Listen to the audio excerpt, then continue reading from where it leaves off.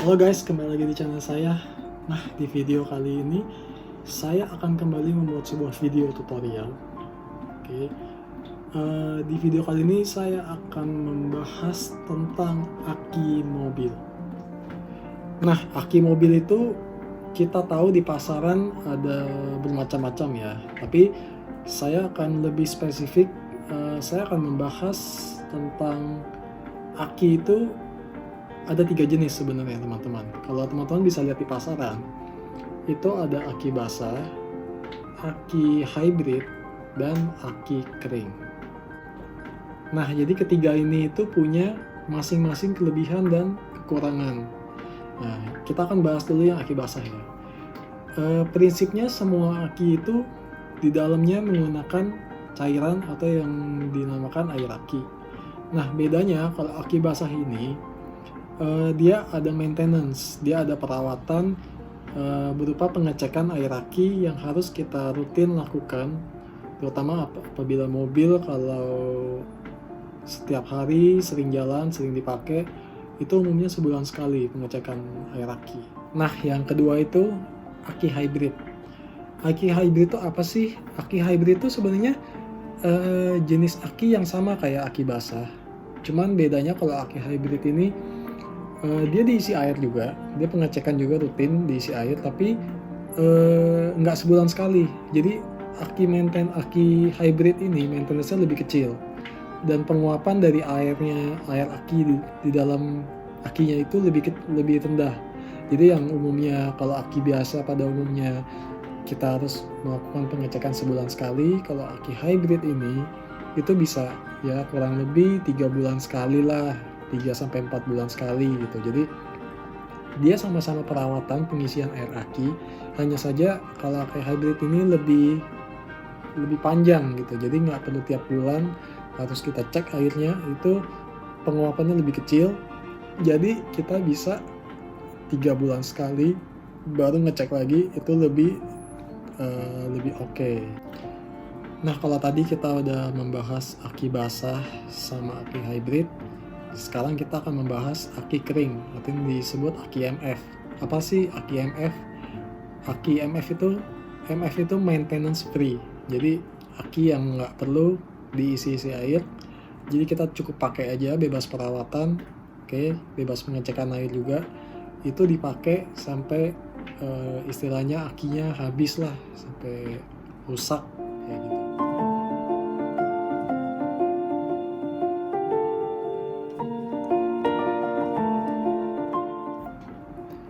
Nah, kira-kira dari ketiga jenis aki tadi, aki basah, aki hybrid, aki kering, kira-kira itu punya kelebihan dan kekurangannya nggak sih?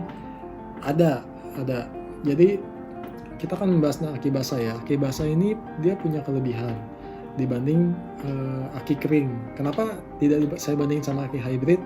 Karena aki basah sama aki hybrid ini sama-sama ada perawatan, ada maintenance, jadi umurnya tuh relatif sama.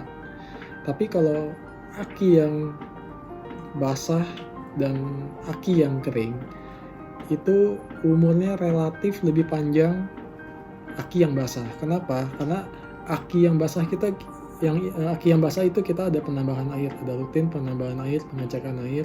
Jadi setidaknya ada perawatan lah, sehingga umurnya relatif lebih panjang. Aki hybrid pun juga sama kayak gitu, umurnya relatif lebih panjang karena ada pengecekan air, ada perawatan, jadi lebih panjang. Sedangkan kalau aki kering itu kan nggak ada, memang aki yang bebas perawatan, jadi kita nggak bisa nambahin air. Otomatis kalau katakanlah dayanya sudah menurun gitu, seterum akinya sudah menurun, udah nggak bisa diapa-apain lagi, karena memang aki kering itu ya kelebihannya bebas perawatan, jadi kita nggak perlu repot.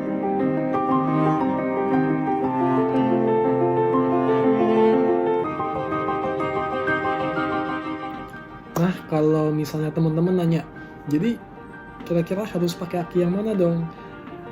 Kembali ke preferensi masing-masing teman-teman, kayak gitu, maunya yang kayak gimana. Kalau saya pribadi, jujur saya lebih prefer aki kering. Kenapa? Karena satu, free maintenance, saya nggak perlu tambah air, saya nggak perlu ngecek air, jadi bebas perawatan, mobil bisa dipakai setiap saat. Kalau aki yang basah, dia memang ada perawatan, ada ada pengecekan, umur relatif lebih panjang. Akan tetapi menurut saya ya selisih umurnya juga nggak panjang, nggak jauh-jauh amat gitu. Biasa kalau dari misalnya aki basah itu bisa 2 tahun, oke, kalau aki kering mungkin 1,5 tahun kayak gitu. Menurut saya ya itu ya sudah lah ya, mungkin selisih 6 bulan. Yang penting saya nggak repot sih, kalau saya sih kepikirannya kayak gitu. Nggak tahu kalau teman-teman kayak gimana. Kembali ke preferensi teman masing-masing ya, maunya yang aki basah ataupun yang aki kering.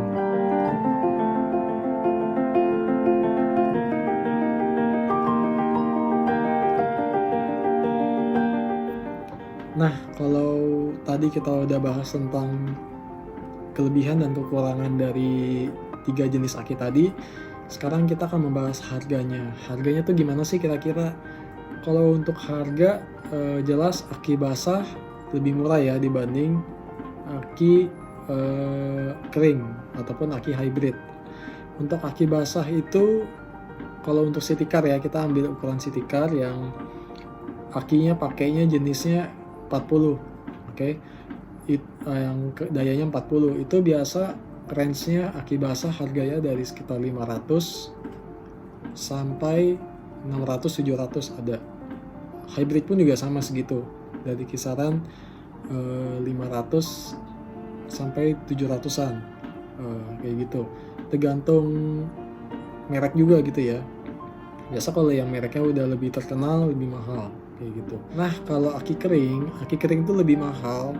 Biasa rata-rata untuk ukuran city car yang akinya pakai daya 40 itu biasa start dari harga 700 sih gitu.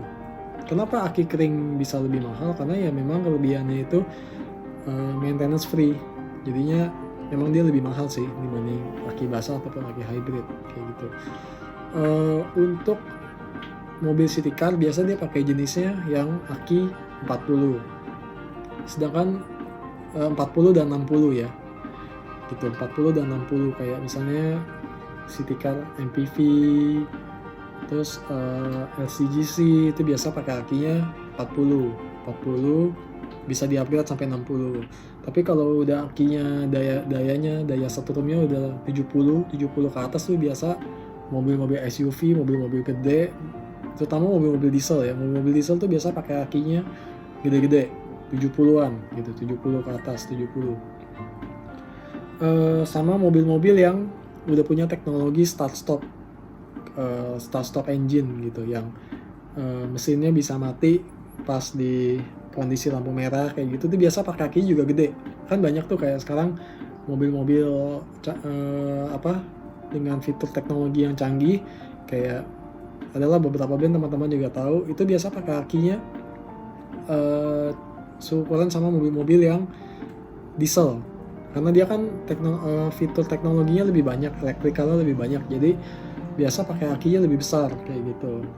Nah, untuk segi harga, aki yang di atas 70 itu lebih mahal gitu. Dan sepengetahuan saya ada aki basah, ada aki keringnya juga sih gitu. Tapi saya pernah punya mobil juga yang punya teknologi start stop engine-nya itu saya pakai satu merek, oke. Mereknya saya nggak di-endorse sama merek ini ya, tapi saya cuma sekedar sharing aja. Saya pernah pakai merek Globat, pernah pakai merek Amaron. Akinya dayanya sekitar 90-an. Dayanya 90-an ya. Itu harganya sekitar 1,3 sampai 1,5 harganya. Belum sama tukar tambah sih gitu. Belum sama tukar tambah gitu. Jadi kalau mobil yang akinya lebih gede, lebih di atas itu gitu, itu biasa lebih mahal akinya dan lebih boros. Itu saya pakai kurang lebih 1 tahun ya, 1,5 tahun. Total 1,5 tahun itu udah paling panjang sih gitu. Jadi kalau buat teman-teman yang mobilnya punya fitur start stop engine, nah itu dia. Kalau bisa start stop engine-nya jangan sering-sering dipakai pas macet, tapi akinya yang tekor. Jadi nanti biaya akinya yang aturan harusnya 1,5 tahun. Jadi kalau misalnya sering dipakai start stopnya ya setahun, mungkin setahunan lebih dikit udah habis. Karena saya udah pernah nyoba sendiri. Jadi saya setelah ganti aki gitu, saya nggak pakai fitur start stopnya. Itu 1,5 tahun sih, 1,5 tahun lewat sih, lewat 1-2 bulan bisa. Ya kayak gitu, itu udah paling panjang gitu. Kalau aki-aki yang untuk mobil kecil, nah itu lebih murah. Nah, buat teman-teman yang mau ganti aki, pasti kan sekarang sih udah gampang ya. Kalau kita mau ke toko, mau ganti aki, tinggal sebut merek mobilnya, jenis mobilnya, biasa orang toko tuh udah tahu gitu. Misalnya mobil ini jenis akinya apa gitu. Nah, tapi ini sekedar pengetahuan informasi aja buat teman-teman, biar teman-teman tahu juga. Jadi kira-kira kalau misalnya teman-teman aki mobilnya habis, terus mau beli aki, nah kurang lebih tahu kira-kira gimana sih kita cara membaca kode spesifik pada aki. Biasa kan aki ada jenis itu, misalnya untuk city car dia pakai yang NS40ZL gitu misalnya, ya kan. Nah itu apa sih, teman-teman pernah penasaran nggak? NS40ZL itu artinya apa sih? Nah ini di video ini saya mau jelasin ya, itu cara bacanya gimana sih. N itu artinya normal, oke? Ya artinya aki ini untuk penggunaan normal kayak gitu. Sedangkan S itu artinya ada pengurangan daya aki sebesar 20% dari daya total akinya. Misalnya kalau daya akinya di situ ditulis di dosen 40, berarti ada pengurangan sebesar 20% kayak gitu. Sedangkan lalu ada kode 40 itu apa? 40 itu daya dari akinya, kapasitas daya akinya gitu, itu dia 40. Terus Z itu apa? Z itu ada penambahan lagi daya aki sebesar 20% kayak gitu. L itu apa? L itu adalah penanda di aki kita. Itu penanda kutub negatifnya posisinya ada di sebelah kiri kayak gitu. Jadi kalau teman-teman bisa lihat ada L gitu, misalnya NS40ZL, L-nya itu adalah berarti posisi kutub negatifnya ada di kiri, berarti mobil teman-teman itu kutub negatifnya ada di posisi sebelah kiri kayak gitu. Lalu S biasa, kalau S ini opsional nih, biasa ada yang misalnya NS40ZS, ada yang NS40ZL. Nah untuk aki yang biasa nggak ada L-nya, misalnya NS40Z doang, L-nya nggak ada, itu biasanya berarti kutub negatifnya ada di sebelah kanan. Sedangkan kalau ada L-nya berarti kutub negatifnya kebalikan, ada di sebelah kiri. Nah kalau misalnya ada lagi kode aki yang dia tulisnya NS40ZS. S itu apa sih?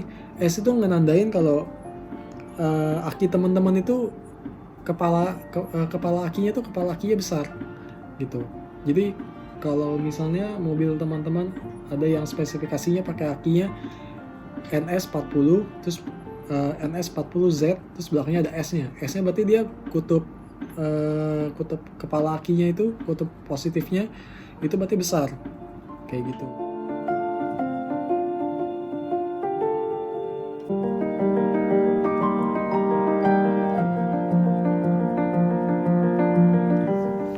Nah, jadi kira-kira teman-teman udah tahu nih ya, kira-kira kalau misalnya belanja aki, terus ke toko lihat-lihat, ngelihat aki mobil teman-teman yang lama, itu ada kode misalnya NS40ZL, oke. Nah, berarti kapasitas aki yang dia pakai di mobil teman-teman itu dayanya 40. L itu berarti kutub negatifnya ada di posisi kiri. Berarti teman-teman harus cari aki yang kutub negatifnya ada di posisi kiri kayak gitu. Sedangkan kalau nggak ada L berarti kebalikannya, kutub negatifnya ada di sebelah kanan kayak gitu.